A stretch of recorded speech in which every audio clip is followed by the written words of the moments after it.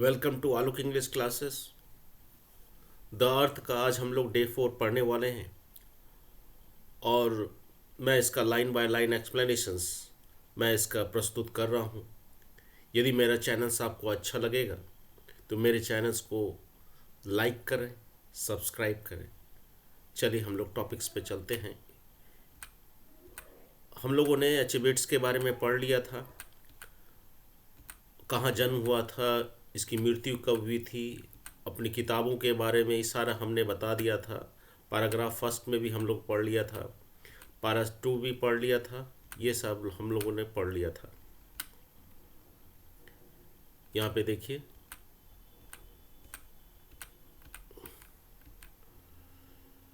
Paragraph 3 भी पढ़ लिया था हमने। देखिए स्लाइड से आपका दिखाता हूँ।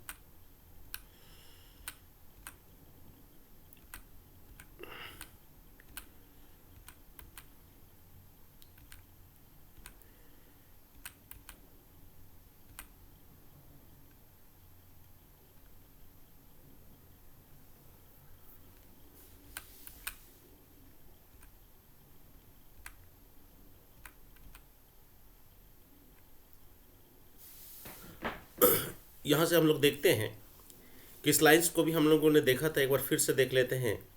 It is possible that A hen being simple creature thrives best on simple treatment। यहाँ पे राइटर्स बोल रहे हैं कि यह संभव है कि मुर्गी जो है कि एक साधारण प्राणी होती है, साधारण जीव होती है, thrive based on simple treatment, काफ़ी जो है सरल उपचार से ही उसमें जो है उस वह सबसे अच्छी तरह से पनपती है। यानी कि सबसे सरल ट्रीटमेंट से ही उसका जो है वो अच्छी तरह से जो है वो पनपती है। Benjy understood the first and last things about hen. Benjy समझ गया था कि प्रथम और अंतिम चीज़ों को समझ गया था मुर्गियों के बारे में। That it exist for the purpose of laying eggs, और यह भी समझता अंडे देने की बात मुर्गियों की जो है वह भी समझ गया था कि किस परिस्थिति में मुर्गी जो है वो अंडे देने के लिए तैयार होती है। इन सारी बातों को बेंजी समझ गया था। इन दोज डे, हालांकि उन दिनों में this simple process had not been scientific. उन दिनों में जो यह सरल प्रक्रिया जो थी वो बिल्कुल ही वैज्ञानिक नहीं था। उन दिनों में जो सरल प्रक्रिया थी वह वैज्ञानिक नहीं था। Nor had it become highly complicated and commercialise, और न ही इतना ज़्यादा पेचीदा था, न ही इतना ज़्यादा जटिल था, और न ही इतना ज़्यादा व्यवसायीकरण हो गया था। यानी उन दिनों की जो प्रक्रिया थी, मुर्गी पालन का व्यवसाय एकदम साधारण था। इजीली वे में जो है एक साधारण से उपचार पे मुर्गी का जो है ट्रीटमेंट से मुर्गियां अच्छी तरह से पनपती थी उस समय में, उस ज़माने में। इक्स वर चीप्स, अंडे सस्ते थे। इक्स वर चीप माने अंडे जो हैं वो क्या थे, सस्ते थे।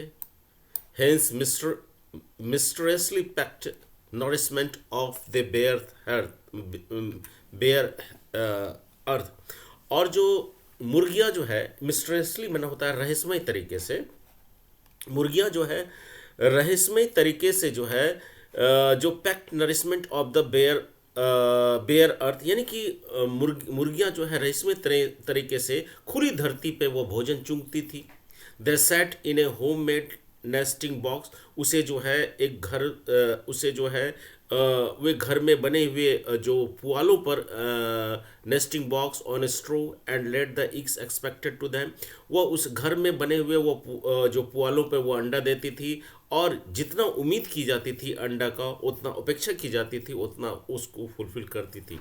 कहने का मतलब है कि उन दिनों में अंडे सस्ते थे, मुर्गियां रहस्यमय तरीके से जो है खुली धरती पर जो है अनाज को चूमती थी। दे सेट इन ए होम मेड नेस्टिंग बॉक्स, वे जो है बनाए हुए घर में, जो वे घर में बने जो घोंसले जो होते हैं उसमें जो पुआल होते हैं, तो उस पर वह मुर्गियाँ जो है बैठती थी। And let they expected of them, और वहाँ पे जो है वो जितनी अंडे की अपेक्षा की जाती थी उस अंडे को वो दिया करती थी उस समय ज़माने में मुर्गियाँ। नेक्स्ट पैराग्राफ में चलते हैं। यहाँ पे देखिए क्या है। Benjy understood another things about the business of fence.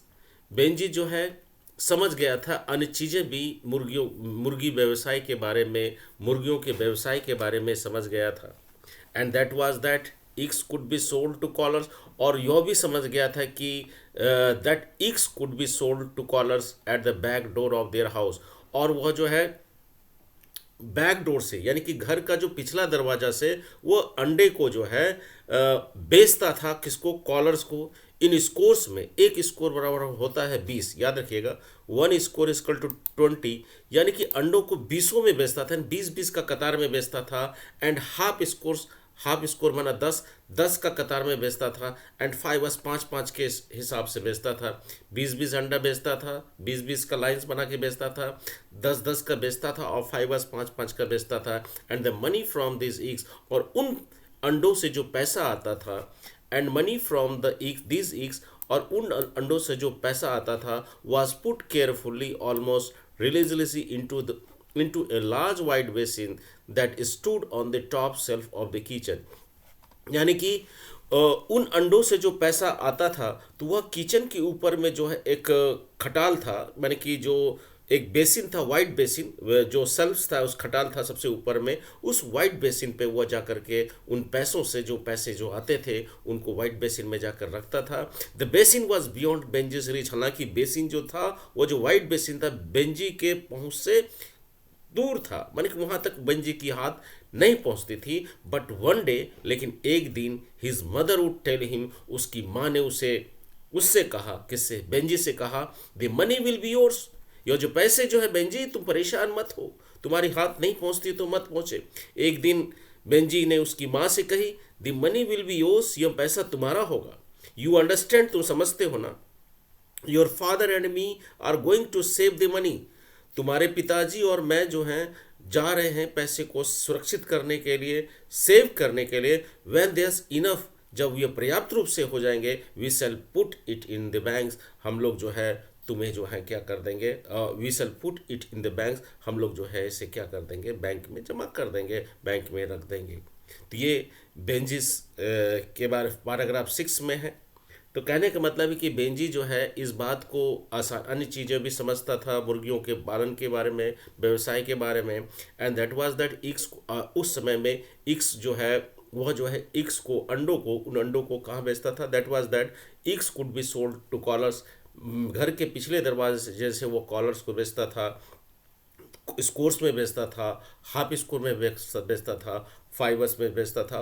और जो उन अंडों से जो पैसा आता था, वह सावधानी पूर्वक जो है उसके जो है किचन के ऊपर में, जो टॉप सेल्फ से ऊपर में जो सबसे खटाल है, उनके ऊपर में वाइट बेसिन होता था, उस वाइट बेसिन पे वो जो है वो रखता था।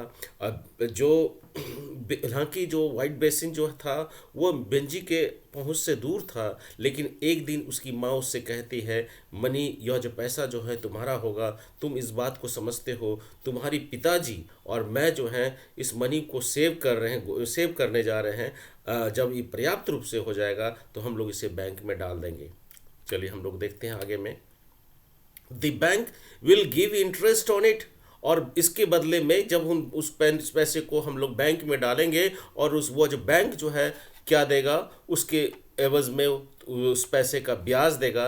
एंड देन, और तब, वन डे माने एक दिन, व्हेन यू आर 21, जब तुम 21 साल के हो जाओगे, it will be yours by right, तुम्हारा इन पैसों पे अधिकार हो जाएगा। It will all be yours, ये सारा जो पैसा तुम्हारा होगा। And you can do what you like with it, तुम जो भी इस पैसे से करना चाहो, जो भी तुम इस पैसे से कर सकते हो। डू यू अंडरस्टैंड, तुम समझते हो ना बेंजी, बताओ। And Benjy would simply smile at his mothers, and Benjy जो है अपनी माँ की बात को सुन करके, वो तो उसकी चेहरे पे थोड़ी सी मुस्कान आई, सिंपल स्माइल दिया, एंड से बोला यस ही अंडरस्टूड, वो समझ गया। बेंजी ने हाँ मुड़ी हिलाया और बोला हाँ वो समझ गया।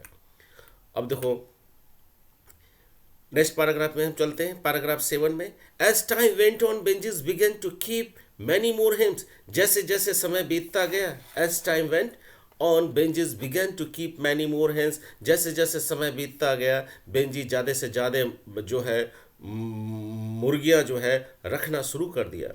सून there were more eggs than could be sold at the back door, और जल्द ही पिछले दरवाजे से बेंजी जो है ज़्यादा से ज़्यादा जो